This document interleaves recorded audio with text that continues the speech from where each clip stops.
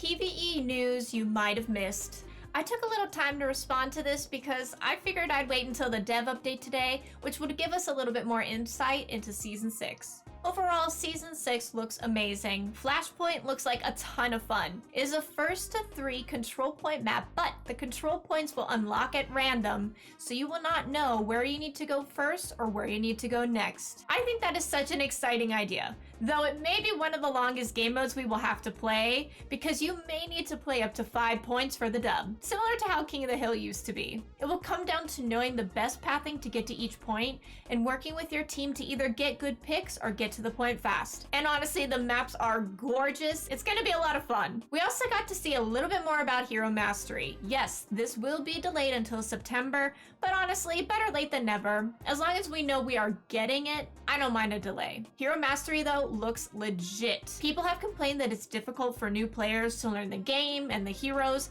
and Hero Mastery will be an excellent introduction for noobs and a challenge for veteran players. You will get actual hero training, and there will be a scoreboard so you can compete against others. There will also be different difficulty levels, so as you change the level, so will the course, which is such a cool concept. We also get the player progression system, which is essentially bragging rights and a player card. So the more points that you get in challenges with a given hero, the better badge you get, and you can get a name card as you level it up. And there is no cap on how high you can go. So let's get to the main event here, PvE. We have seen very little of PvE, and that's mainly because if we see too much of it now, it'll probably ruin the experience when we actually play it. Or they're still trying to perfect it knowing how high the pressure is. At least that's my guess. We will get 3 story missions, and apparently one of the story missions plays about 30 minutes, so we can expect about an hour and a half to 2 hours for the whole collection. The bosses look very unique and fun to play against, and the maps look massive. And when I say massive, I mean 4 to 5 times bigger than our PvP maps. From what I've seen, it looks good. But will it be great? We will also get some event missions. These will be highly replayable content after we finish story missions. Some will be canon and some will not. There will be challenges that change weekly, as well as the hero roster, so you'll have to play differently from week to week. Here's where I was a little surprised. Since PvE is no longer going to be a separate game, I kind of assumed it would be free. So learning that we will in fact have to pay for access to the story missions was a little bit disappointing. It was just an assumption I had made and something I just wish had been clarified on earlier. That being said, I see the story missions as an interactive movie, and we're essentially paying to see it and participate in it.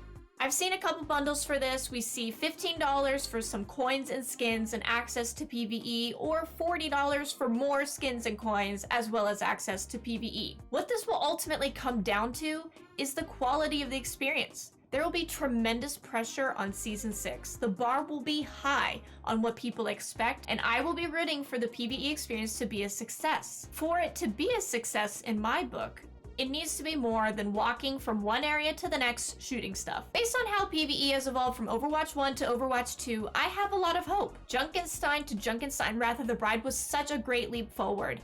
However, we will be expecting way more than what Wrath of the Bride delivered. Overwatch has never been about PvE for me. It will always be PvP. Will I try out the PvE when it comes out? Absolutely. But the success of the game isn't weighted on that, in my opinion. What it is weighted on is how well they listen to the community for the live game. Matchmaking, fixing bugs, hero balancing, adjusting prices, events, report feedback, muting offensive words from chat, etc. So far, they have done well with implementing things that people have expressed their unhappiness about. It just needs to be more. What do you guys think about the dev update? What needs to be in PvE to make it a success? Make sure to let me know in the comments and subscribe to stay up to date with all the Overwatch news.